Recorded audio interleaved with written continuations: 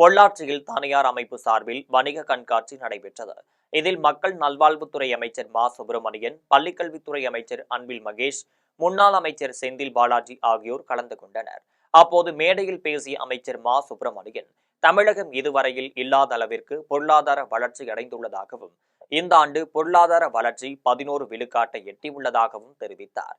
இந்தியாவின் பொருளாதார வளர்ச்சி 6 விழுக்காடாக இருப்பதாகவும், பாஜக குஜராத், கோவா, உத்தரப்பிரதேச மாநிலங்கள் பொருளாதார வளர்ச்சியில் தமிழகத்தை விட பின்தங்கி உள்ளதாகவும் தெரிவித்தார்.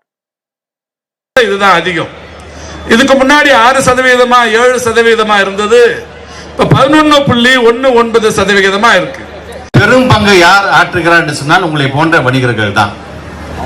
ஏன் சமீபத்தில் வந்த புள்ளி விவரத்தின்படி நம்ம சொல்ல வேண்டும் என்று சொன்னால், ஒரு அரசாங்கத்தினுடைய வரி வருவாய் என்று வரும் பொழுது ஏறத்தாழ 71.6% இந்த ஸ்டேட்டுக்கு கான்ட்ரிபியூட் பண்றது யாருன்னு பாத்தீங்கன்னா உங்களை போன்ற வணிகர்கள் தான். ஆக ஏறத்தாழ 3 மடங்கு இன்றைக்கு ஒட்டுமொத்தமாக இந்த மாநிலத்திற்கான இந்த கான்ட்ரிபியூஷன் தரக்கூடியவர்கள் நீங்கள்.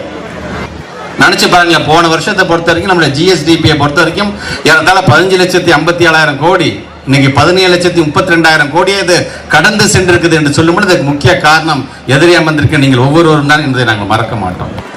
ஆக அப்படி போட்டி போட்டுக்கொண்டு நீங்க முத்தமிழ் கலைஞர் காலத்தில் 13.12 இருந்தது என்று சொன்னால் அதை மீண்டும் அந்த 13.12 கடக்கிற அளவுக்கான வல்லமை பெற்றவர் ஒரே ஒருவர் உண்டு என்று சொன்னால் அது என்னுடைய முத்துவேல் கருணாநிதி ஸ்டாலினுடைய முதலமைச்சர் என்பதை நாங்கள் பெருமையோடு எடுத்து சொல்லுவோம். ஒட்டுமொத்தமாக தமிழ்நாட்டில் ஏறத்தாழ இன்றைக்கு தொழில் முனைவர்கள், இளம் தொழில் முனைவர்கள் பதிவு செய்தோட எண்ணிக்கை 25 லட்சம் பேர் பதிவு செஞ்சிருக்காங்க.